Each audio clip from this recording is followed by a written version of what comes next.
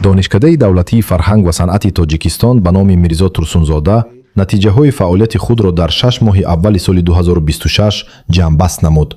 иттилоъ дода шуд ки дар ин давра фаъолияти муассиса ба омода намудани мутахассисони соҳибкасб, баланд бардоштани сифати таълим ва рушди фаъолияти илмӣ рамона гардидааст. дар соли таҳсили 2025 то 2026 донишкадаро 297 нафар хатм намуда, аз ин шумора 23 нафар соҳиби дипломи аъло гардиданд.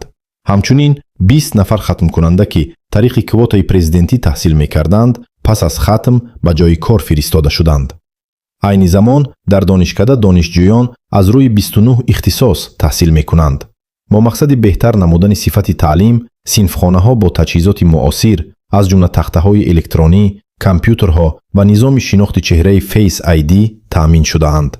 дар самти фаъолияти илмӣ низ натиҷаҳои назаррас ба даст омадаанд. дар 6 моҳи аввали соли ҷорӣ устодони донишкада 57 мақолаи тақризшаванда, 20 мақолаи илмӣ, 25 маводи илмии оммавӣ, 14 мақола дар нашрияҳои хориҷӣ, 7 монография ва 4 китобу маҷмуаи мақолаҳоро ба нашр расонидаанд. ҳамчунин 2 конференсияи байналмилалӣ, 12 конференсияи ҷумҳуриявӣ ва 26 конференсияву семинари илмӣ баргузор шудааст.